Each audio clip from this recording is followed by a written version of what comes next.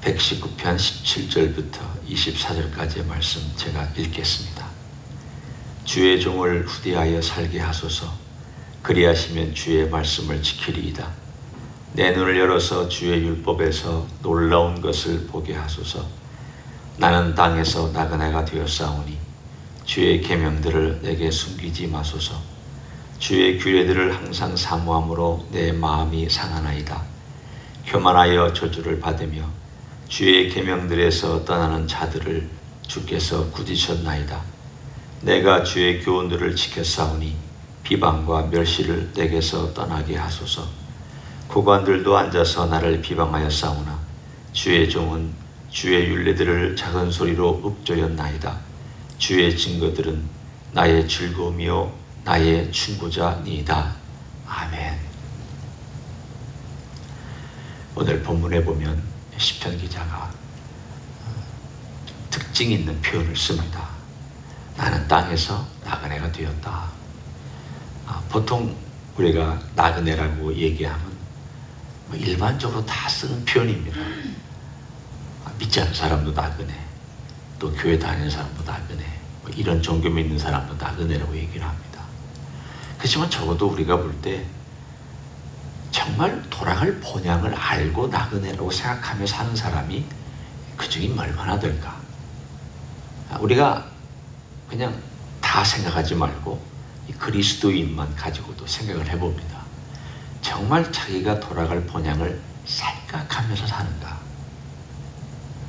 그냥 그래 안다. 나 죽으면 천국 가지.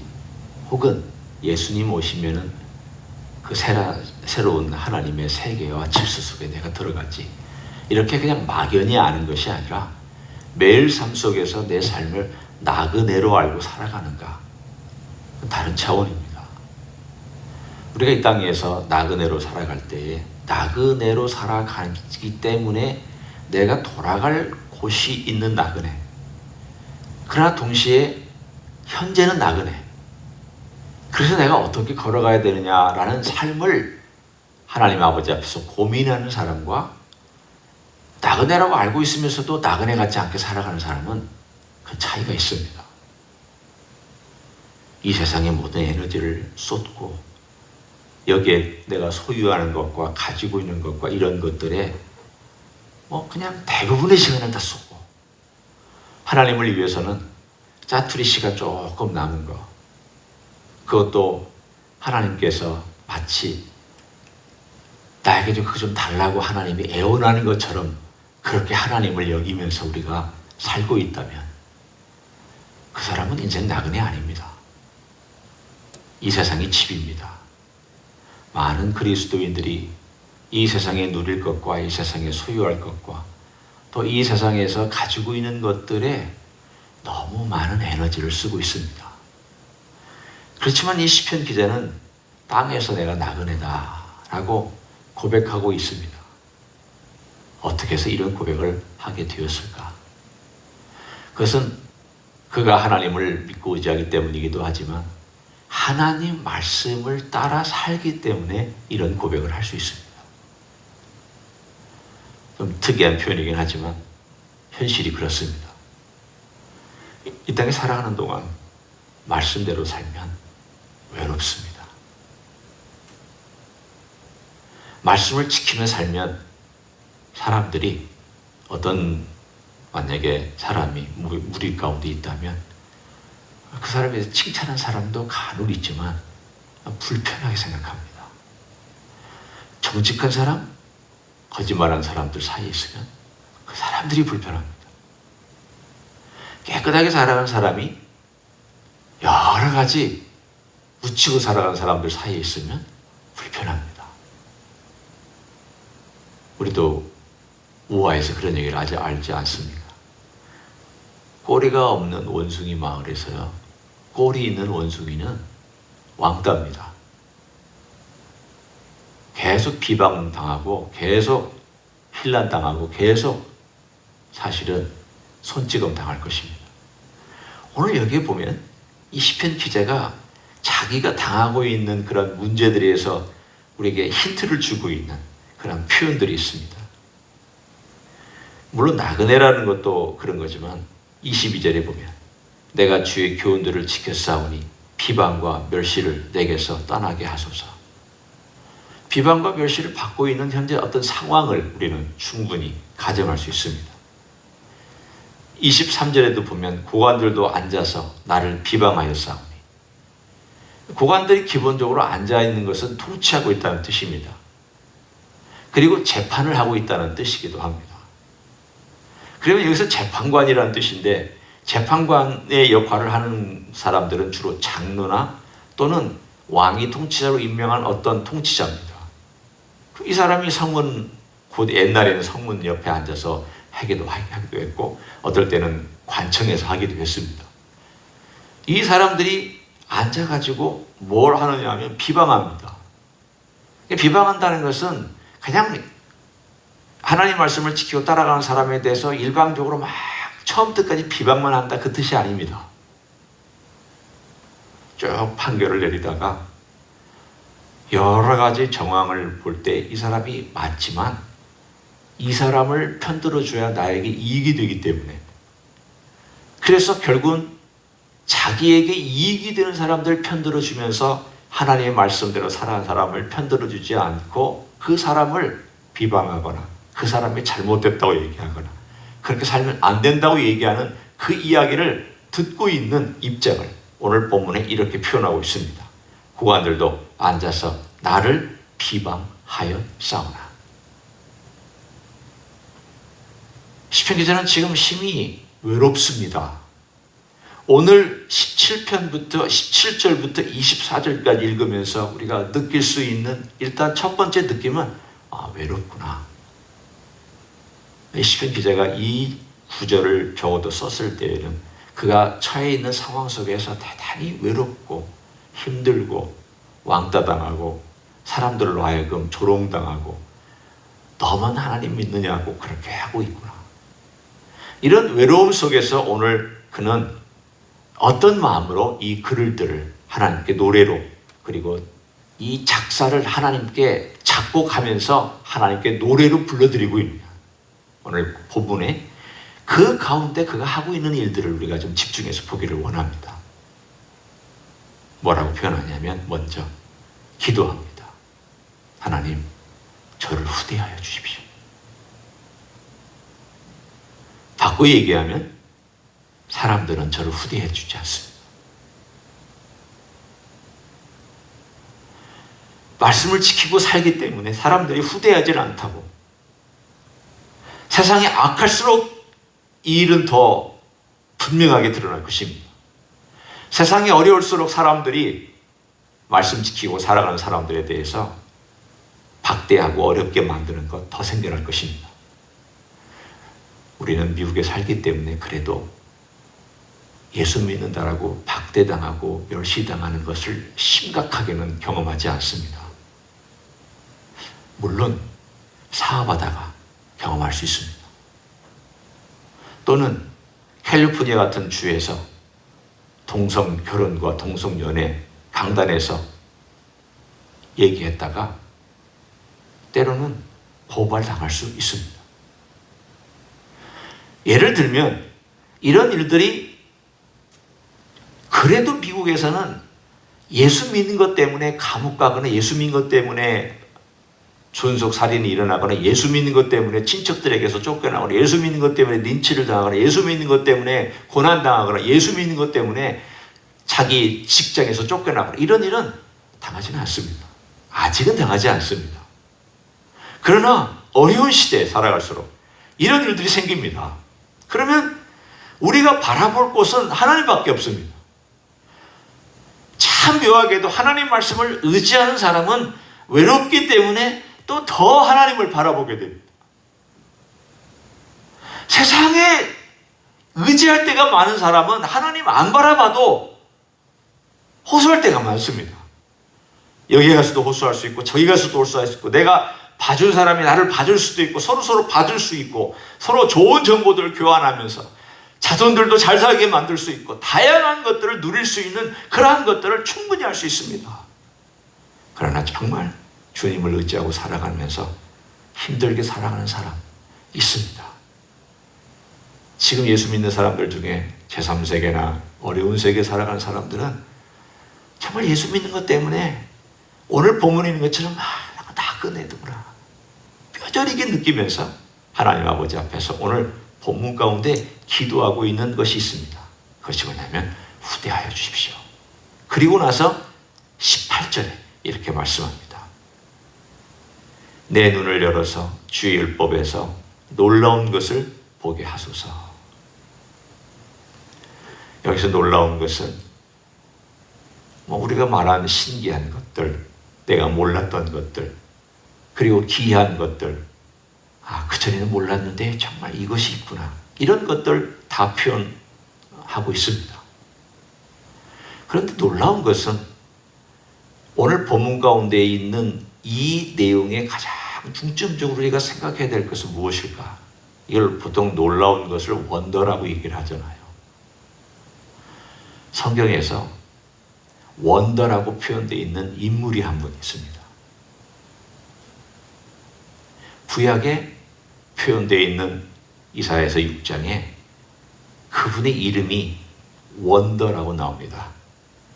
기이한, 기묘자, 모사.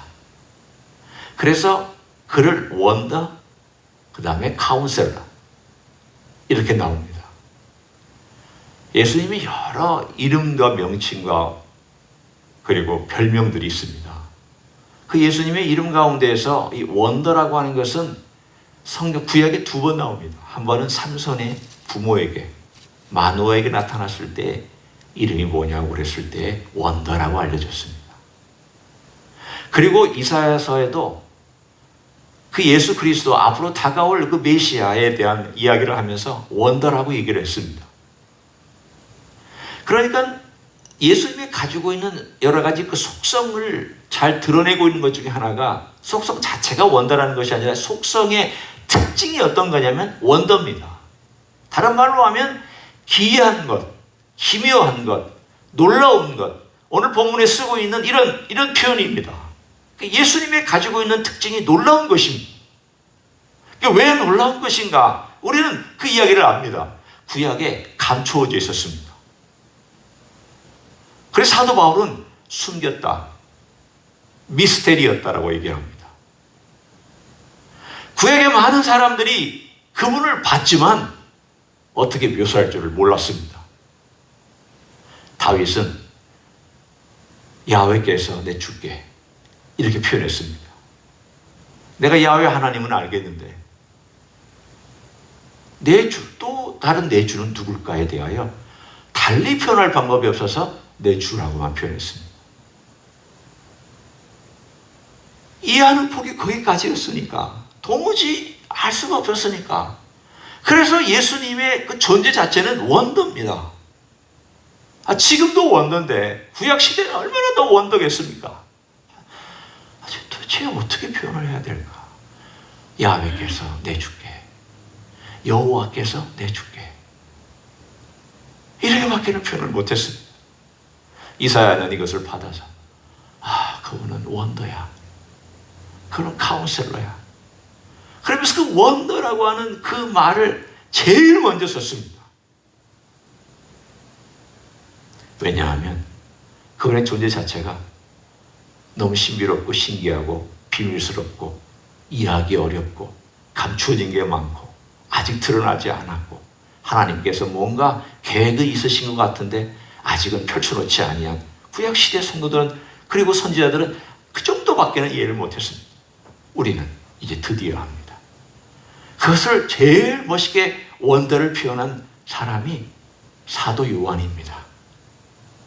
사도 요한이 요한복음 1장에서 그 원더를 어떻게 표현했느냐? 로고스로, 태초에 말씀이 계십니다. 이 원더, 이 기이한 분은 태초에 말씀으로 존재하셨고, 그분은 로고스였고 우리에게 말씀을 주신 분이며, 그 이스라엘 역사 가운데 강하게 역사하셨고 때때로 나타나서 그들 가운데 그들을 도와주셨던 구세주 주님이셨고, 그래서 그분이 원래부터 계셨던 분이 이 땅에 성육신하셔서 오시는 그 이야기가 원더다. 요한복음의 이야기가 원더풀한 이야기입니다. 그래서 그 생명의 말씀과 그 빛의 말씀과 그리고 우리에게 주시는 구원의 말씀과 이 모든 것들을 요한은 너무 묵상하다가 그의 나이가 들면서 내가 어떻게 하면 이 원더풀한 하나님의 신비를 내가 내 제자들에게, 내 믿고 있는 성도들에게 전달할 수 있을까?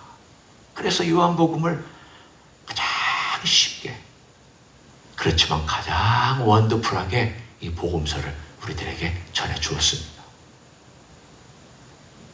이 원더는 예수님입니다. 성경에 다른 원더풀한 것들이 많이 있지만 이 원더풀한 모든 것들이 다 어디로 집결되고 모아지는가? 예수 그리스도에게로 모아집니다.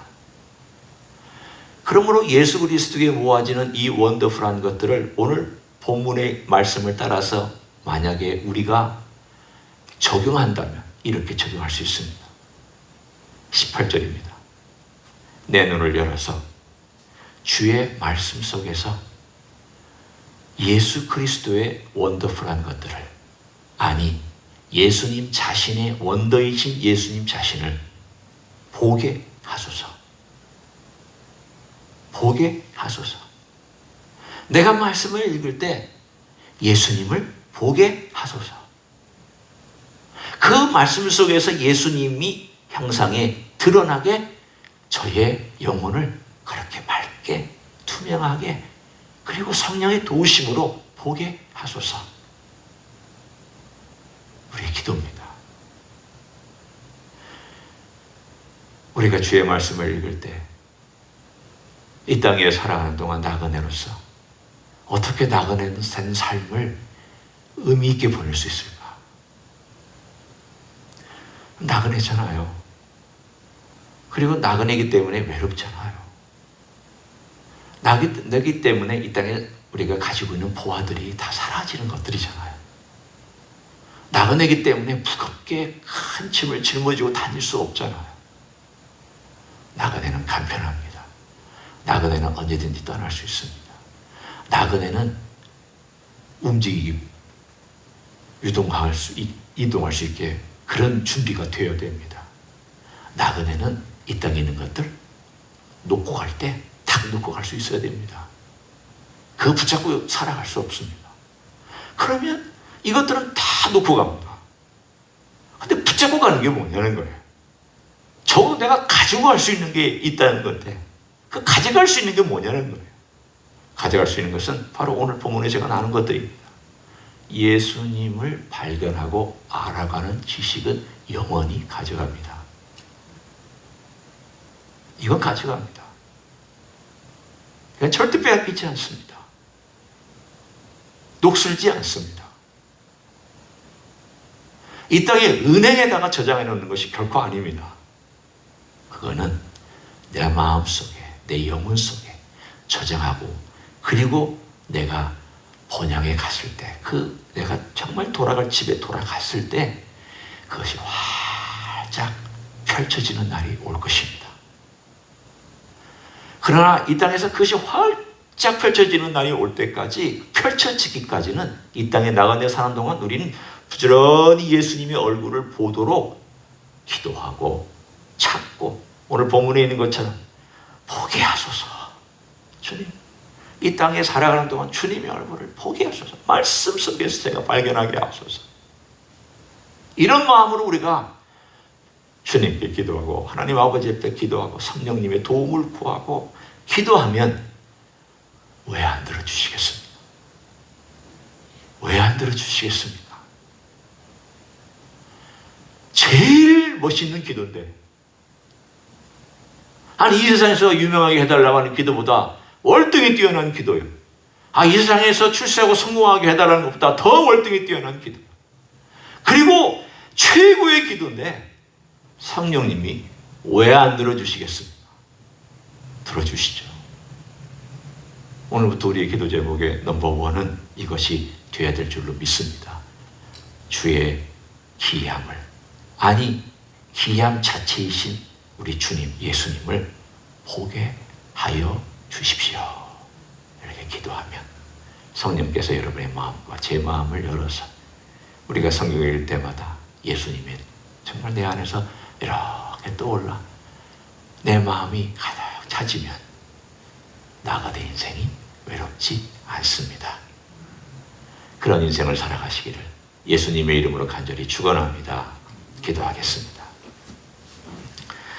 하나님 고맙습니다.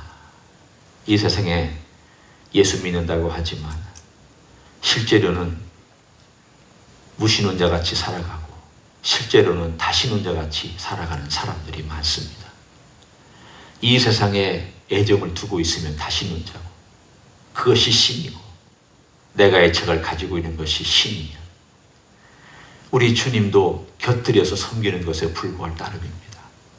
주님, 우리는 우리의 목적지 하늘, 우리가 섬기는 삼위일체 하나님, 우리의 구주 예수 그리스도, 오로지 그것이 우리의 전부가 되기를 소원하며 오늘도 살아가기를 원합니다. 주여, 나그네된 인생입니다. 우리의 삶에 너무 많은 것들이 복잡하게 얽혀있고 너무 많은 것들이 무겁게 달고 다녀서 나그네가 아닌 마치 이 땅의 주인처럼 살지 않도록 도와주옵소서. 나그네로 살게 해주시되 우리 주님을 계속 발견하고 영원한 하늘나라까지 가지고 갈 수 있는 그 우리 주님의 지식을 계속해서 쌓아가고 경험해가고 우리 주님 얼굴 발견해가고 그래서 내 삶 가운데서 주님이 원더시기 때문에 내 삶도 원더가 될 수 있는 그런 삶이 되도록 축복하여 주시옵소서. 이제는 우리 구주 예수 그리스도의 은혜와 하나님 아버지의 극진하신 사랑과 성령 하나님 교통하심의 역사가 오늘도 원더이신 우리 주님, 그 주님을 발견하고 주님의 얼굴 보기를 소원하고 말씀 속에서 주님 계속 드러내 주시는 그 아름다우심을 내 삶 속에 채워넣고 그래서 나그네의 삶이 외롭지 않고 나그네의 삶이 부끄럽지 않고 나그네의 삶이 소망이 있고 나그네의 삶이 적극적으로 그렇게 걸어갈 수 있는 삶을 살기를 소원하는 이 자리에 참여 모든 종들 위해 주 임지 이스교회와 이민교회들과 한국교회들과 선교사님들 위해 이제부터 영원히 함께 하실지어다. 아멘.